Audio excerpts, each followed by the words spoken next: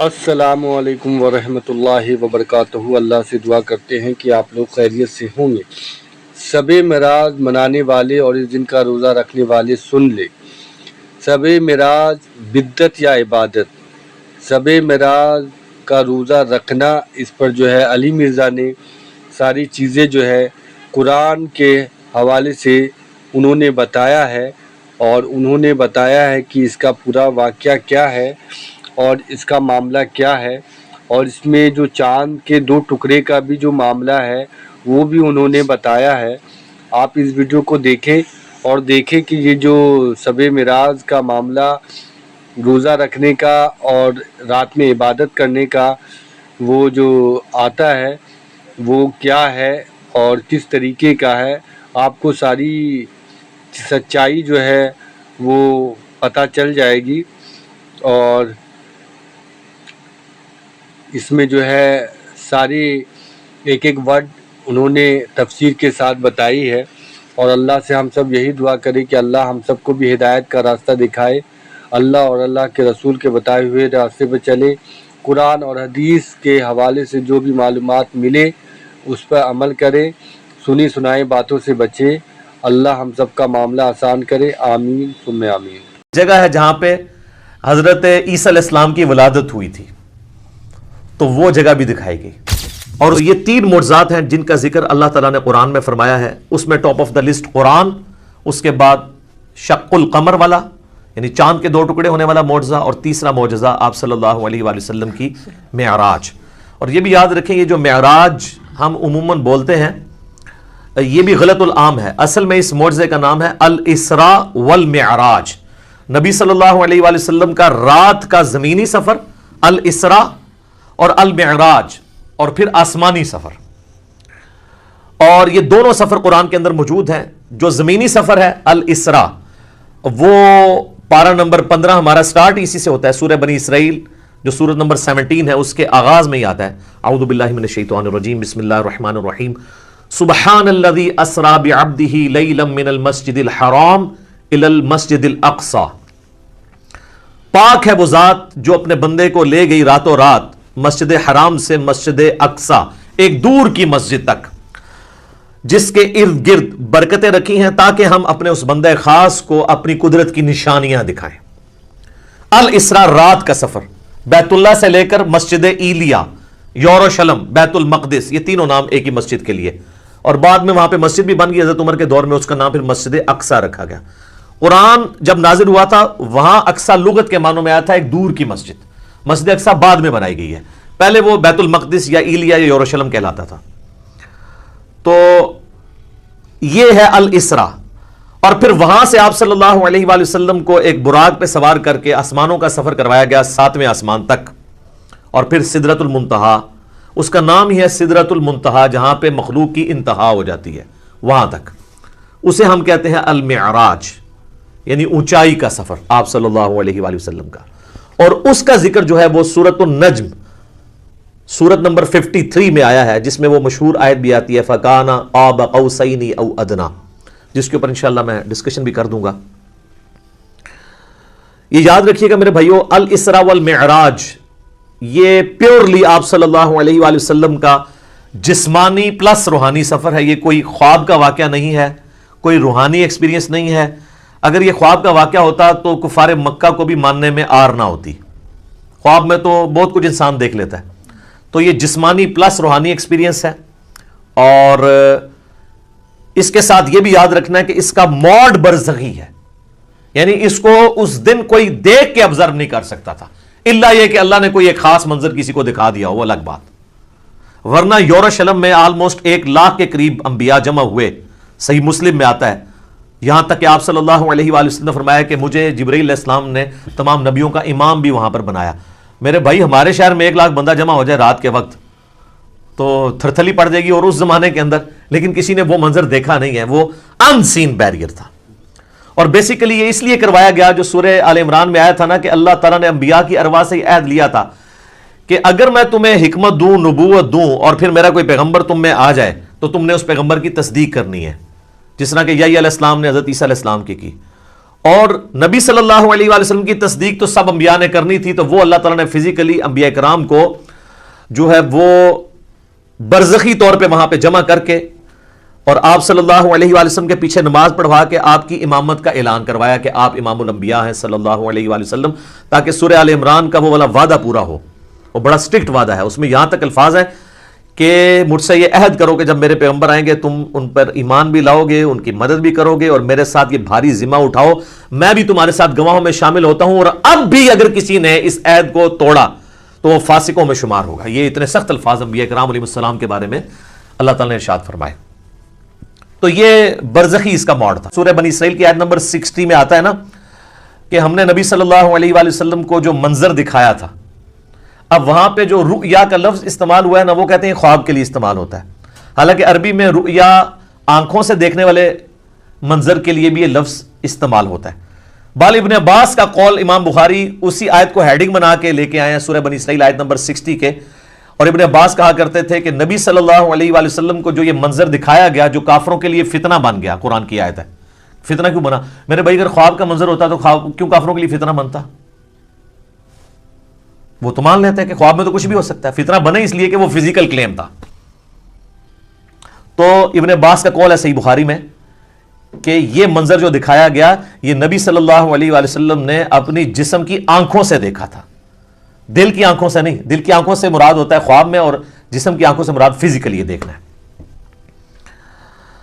میرے بھائیو، الاسراء والمعراج میں آپ صلی اللہ علیہ وآلہ وسلم کو کئی ایک مناظر دکھائے گئے، جو سورہ بنی اسرائیل کی آیت نمبر 7 جو آیت نمبر سٹارٹ میں 1 ہے، سورت نمبر 17، لِنُرِيَهُ مِنْ آیاتنا، تاکہ ہم اپنے بندے کو اپنی نشانیوں میں سے نشانیاں دکھائیں۔ وہ نشانیاں کون سی تھیں؟ ان پہ میں بولوں تو میرے بھائی تقریباً 3-4 گھنٹے اور لگ جائیں گے۔ میں آپ کو موٹی موٹی باتیں بتا دیتا ہوں جو بخاری اور مسلم میں آئی ہیں کہ آپ علیہ السلام کو کیا کچھ دکھایا گیا۔ نمبر 1 سٹارٹ ہوا شق الصدر سے، آپ علیہ السلام کا سینہ چاک کیا گیا، بخاری مسلم میں آتا ہے، اور جنت سے سونے کا تشت لا کے آب زمزم کا پانی ڈال کے جبرائیل علیہ السلام نے نبی علیہ السلام کا دل جو ہے وہ دھویا۔ نمبر 2 آپ صلی اللہ علیہ وآلہ وسلم کو، چونکہ آپ مکے میں تھے، ابھی مدینہ آپ نے جانا تھا، راستے میں ایک شہر میں اتارا گیا اور جبرائیل نے کہا کہ یہ طیبہ ہے، مدینہ جو آپ کا مسکن عنقریب بننے والا ہے ہجرت کے بعد۔ حضور کو اس وقت تک نہیں پتا تھا کہ یہاں سے تو میری دعوت جو ہے وہ ایسی لانچ ہوگی کہ رومن اور پرشین امپائر بھی کچھ نہیں جائیں گی۔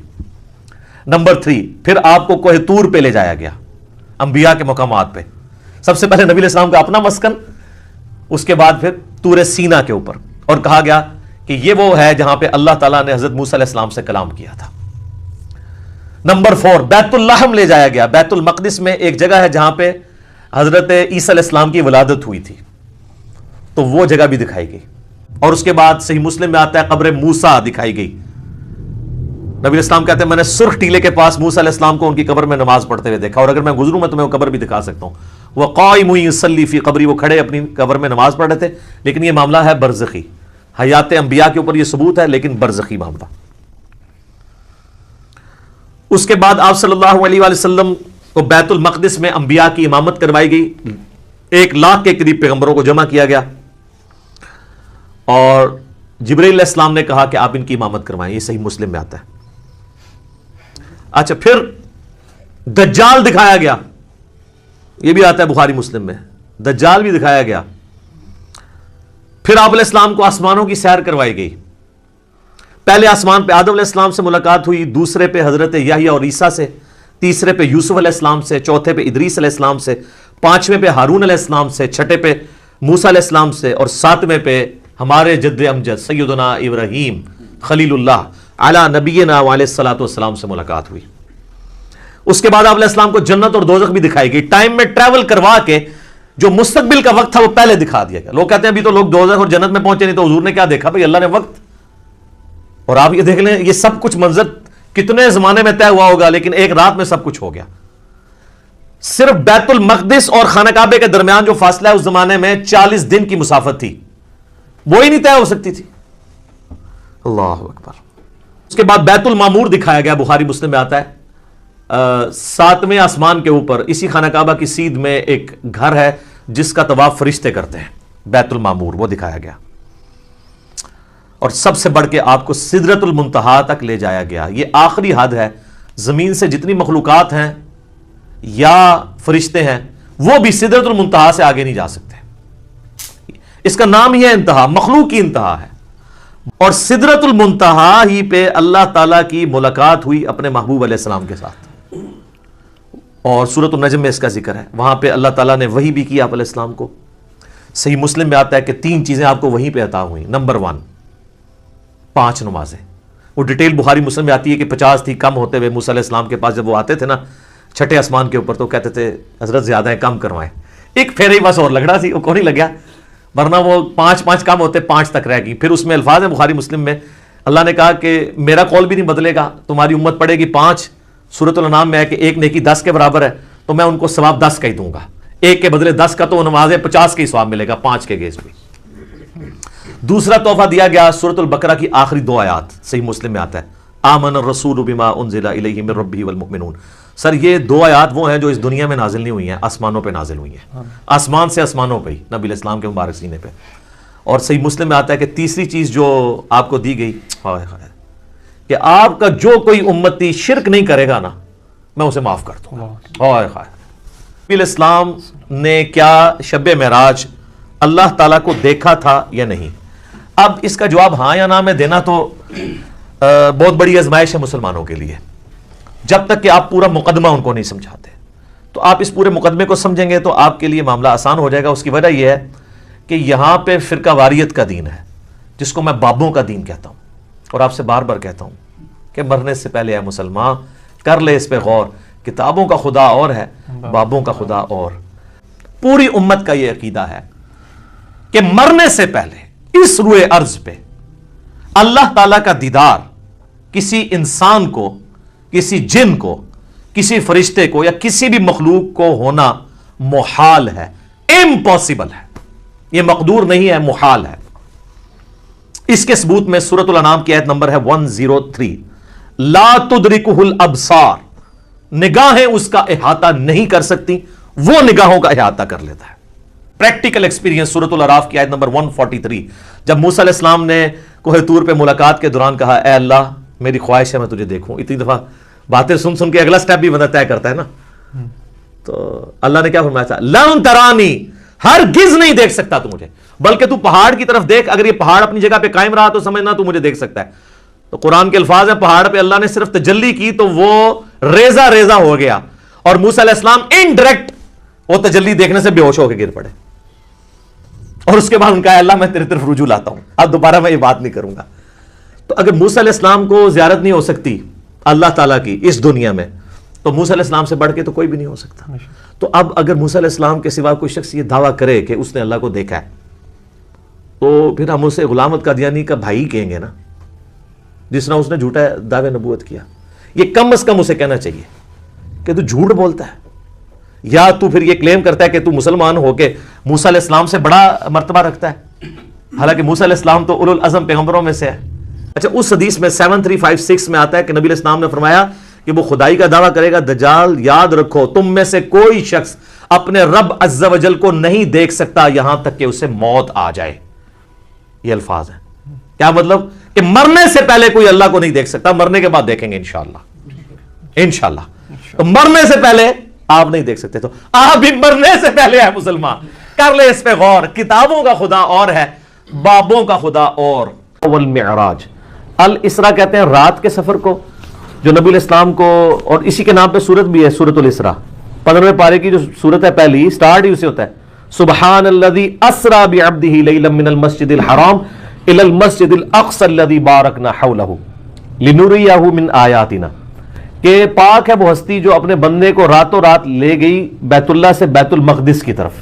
یہ جو سفر تھا نا آپ کا زمینی، تقریباً اس زمانے میں تو 40 دن کا سفر تھا جو ایک رات میں طے ہوا. اسے کہتے ہیں الاسراء، یعنی رات کا سفر. رات ٹھیک ہے آپ لوگ نکلے. الاسراء رات کا سفر. اور دوسرا ہے المعراج جو بیت المقدس سے 7 آسمانوں کا جو سفر طے کروایا بیت اللہ یعنی بیت المقدس سے لے کر سدرۃ المنتہا تک، وہ کہلاتا ہے المعراج. المعراج یعنی آپ کا عروج، بلندی کا سفر. تو یہ معجزے کا پورا نام ہے الاسراء والمعراج. یعنی نبی صلی اللہ علیہ وآلہ وسلم کا زمینی سفر بیت اللہ سے لے کر بیت المقدس تک، اور آسمانی سفر بیت المقدس سے لے کر سدرۃ المنتہا تک، تو یہ معجزہ۔ باقی رہا اس کا رجب کے مہینے میں ہونا، اس کے بارے میں تو کوئی ثبوت نہیں ہے کہ کس مہینے میں ہوا، البتہ بخاری مسلم میں درجنوں احادیث موجود ہیں اس معجزے کے اوپر، ڈیٹس کوئی نہیں آئی ہیں، تو یہ بال کوئی انہوں نے خود جوڑ جاڑ کے کر لیا ہوا ہے، چلو وہ تو ہمیں اس سے کوئی اختلاف نہیں ہے، اور اگر کوئی جلسے بھی کرتا ہے کوئی اختلاف نہیں ہے، اس جلسے میں کہانیاں نہ بیان کریں، قرآن و سنت سے آپ جو معراج کا واقعہ ہے وہ بیان کریں۔ میں نے 3 لیکچرز معراج کے اوپر دیے تھے، آلموسٹ 6 گھنٹے کی گفتگو ہے وہ، مسئلہ نمبر 126ABC، تو وہ ظاہر اب 6 گھنٹے تو میں واقعہ معراج نہیں آپ کو بیان کر سکتا، ایک بلو پرنٹ ہی میں نے بیان کر دی ہے، باقی ڈیٹیلز اس لیکچر میں دیکھیں آپ، تو آپ کو ایک ایک جگہ پر یہ نہیں پتہ چلے گا کہ نبی علیہ السلام کو بیت اللہ سے لے کر بیت المقدس تک کون کون سی جگہ راستے میں دکھائی گئی۔ مسلم شریف میں آتا ہے میں نے موسیٰ علیہ السلام کو قبر میں نماز پڑھتے ہوئے دیکھا، اور سرخ ٹیلے کے پاس میں ان کی قبر بھی تمہیں دکھا سکتا ہوں۔ پھر بیت المقدس میں صحیح مسلم میں بخاری میں ڈیٹیل آتی ہے کہ انبیاء اکرام کے ساتھ آپ کی ملاقاتیں کروائی گئی، لیکن یہ چیز کوئی عام آدمی آبزرو نہیں کر سکتا تھا، یعنی یہ غیبی پردے میں سب کچھ ہوا ہے۔ حتیٰ کہ صحیح مسلم میں آتا ہے کہ جب امامت کا وقت آیا تو جبرائیل نے مجھے آگے کیا، میں نے تمام نبیوں کی امامت کروائی، پھر وہاں سے میں پہلے آسمان پہ حضرت آدم علیہ السلام سے ملاقات ہوئی، پھر اس طریقے سے آگے کرتے کرتے مختلف آسمانوں پہ مختلف پیغمبروں سے ملاقاتیں ہوئیں، جنت بھی دکھائی اللہ تعالیٰ نے، جہنم بھی دکھائی، اپنے امتیوں کے عذابات بھی مجھے وقت میں گزار کے پہلے دکھا دیے گئے، بڑی ڈیٹیلز ہیں۔ تو وہ مسئلہ 126ABC دیکھیں، بلکہ آپ واقعہ معراج، چونکہ غلط العام میں یہی لفظ چل رہا ہے تو میں اسی نام سے اسے اپلوڈ کیا، لیکن اس میں ڈیفینیشن بتائی ہے، الاسراء والمعراج، اس کا ذکر قرآن میں بھی ہے، سورہ بنی اسرائیل کو سورۃ الاسراء بھی کہتے ہیں، اس میں نبی علیہ السلام کے رات کے سفر کا ذکر ہے، اور جو آسمانی سفر ہے اس کا ذکر سورۃ النجم میں۔ تو یہ ساری آیات میں نے کور کی ہیں، پھر احادیث بخاری مسلم سے کور کر کے پورا ایک ڈیٹیل کے ساتھ ایک سمجھ لیں پورا وہ PhD تھیسس ہے جو میں نے کور کیا ہے۔ پھر اس میں جتنے اختلافی موضوعات ہیں، خصوصاً اللہ تعالیٰ کے ساتھ جو ملاقات والا معاملہ ہوا ہے جس کے اوپر کئی ایک رائے پائی جاتی ہے، اس کو میں نے ڈیٹیل سے کور کیا ہے، تو ایک پوری ایک ڈاکٹرائن ہے، تو وہ اس مختصر وقت میں بیان نہیں ہو سکتی۔ تو معراج کا مہینہ ہے، آپ وہ جا کے یوٹیوب پہ اس کے کلپس تو لاکھوں لوگوں نے دیکھے ہیں، اور آپ پورے پورے لیکچر سنے ہو۔ 126ABC یہ 3 لیکچرز میں نے دیے تھے جب یہاں پہ سورہ بنی اسرائیل کی شروع کی آیات آئی تھی، ڈیٹیل کے ساتھ میں نے الحمدللہ، اور میں یہ یعنی ایک فخریہ نہیں کہہ رہا ہوں بلکہ تحدیث نعمت کے طور پہ کہہ رہا ہوں، آپ معراج کے اوپر جتنی کتابیں تقریریں سنیں گے اکثر آپ کو کہانیاں ملیں گی، لیکن وہاں پہ جو میں نے بیان کیا ہے ایک ایک حدیث کا نمبر کے ساتھ ایک ایک چیز پوری ذمہ داری کے ساتھ بیان کی ہے اللہ کے فضل سے، اور میں نے یہ بھی بتایا کہ کن لوگوں نے بغیر ذمہ داری کے کہانیاں کرائی ہیں، وہ کہانیاں بھی ایکسپوز کی ہیں، کیونکہ ہم تو انجینئرنگ بھی ساتھ ساتھ کر رہے ہوتے ہیں نا۔ دین صرف اس چیز کا نام نہیں ہے کہ آپ صحیح چیز لوگوں کو بتائیں، دین اس چیز کا بھی نام ہے کہ غلط چیز بھی بتائی جائے۔ اگر آپ غلط چیز نہیں بتائیں گے لوگوں کو کہ یہ غلط ہے تو صحیح کا صحیح ہونا کیسے پتہ چلے گا؟ قرآن پاک میں یعنی اللہ تعالیٰ نے تصویر کے دونوں رخ پیش کیے ہیں، عیسائیوں کے غلط عقائد کی بھی نشاندہی کیا اور صحیح عقیدہ توحید بھی بتایا۔ یہ نہیں ہے کہ صرف توحید بیان کی ہے اور عیسائیوں کی غلطیاں ہائلائٹ نہیں کی ہیں۔ یہاں لوگ کہتے ہیں نا جی بس میٹھی میٹھی باتیں کریں، آپ اچھی باتیں کریں، غلطیاں خود بخود پتہ چل جائیں گی۔ اچھا یہ کرائٹیریا ان کا اپنے لیے ہوتا ہے، خود وہ دوسرے کے بزرگوں کی غلطیاں ہائلائٹ کر رہے ہوتے ہیں، وہ کہتے ہیں ہمارے بزرگوں کی غلطیاں نہ ہائلائٹ کریں، نہ ایسے نہیں ہونا جے جناب تواڈے بزرگ مشین تے چڑھ رہے ہیں دوسرے نے بزرگ بھی چڑھن گے، بچے کا کوئی نہیں، مشین تے چڑھنا ہے، ٹھیک ہے نا جی۔ تو کیونکہ آپ سچائی کی بات کر نہیں سکتے، اس لیے آپ دیکھیں کہ اللہ تعالیٰ نے ہر چیز جوڑوں کی شکل میں پیدا کی ہے، مرد و عورت بھی جوڑا ہے، ایون آپ کو نباتات کے اندر بھی جوڑے ملیں گے، امر بالمعروف و نہی عن المنکر یہ بھی جوڑا ہے، نیکی کا حکم دو اور برائی سے روکو، علم اور عمل یہ بھی جوڑا ہے، دنیا اور آخرت یہ بھی جوڑا ہے، جنت اور دوزخ یہ بھی جوڑا ہے۔ تو سر آپ ویسے تو جوڑے کو مانتے ہیں، جب بابوں کی باری آتی ہے تو آپ کہتے ہیں صرف پازیٹیو باتیں کریں، نہیں جی آپ صرف اچھائی لوگوں کو بتا دیں، خود بخود برائی ختم ہو جائے گی۔ سر اس طریقے سے برائی ختم ہونی ہوتی تو یہ انجینئر محمد علی مرزا صاحب کی ویڈیوز کے آنے سے پہلے ختم ہو گئی ہوتی۔ اب کیوں ہلچل مچ گئی ہے؟ وہ اسی لیے مچی ہے کہ دین صحیح اپنے ٹرو ایسن کے اندر بیان ہو رہا ہے، اور یہی وجہ ہے کہ وہ لوگ جناب جولیاں مجھے آ کے بھائی کہتے ہیں لوگ میرے ابا جی تین چولی چک کے تھوڑے سے بددعا کرتے ہیں، اینے میری نسل برباد کر چھڑی۔ حالانکہ ان کو اللہ کا شکر ادا کرنا چاہیے اور یہ کہنا چاہیے کہ شکر ہے کہ میرے ماں باپ نے مجھے ہدایت نہیں دی تھی، آج میری اولاد تک ہدایت پہنچی ہے اور اس نے مجھے سکھا دی، میں مرنے سے پہلے توبہ کر لی میں نے، بجائے یہ کہ آپ یعنی پیٹ سے آپا ڈال کے بیٹھ جائیں۔ اللہ کا شکر ادا کریں، ٹھیک ہو گیا۔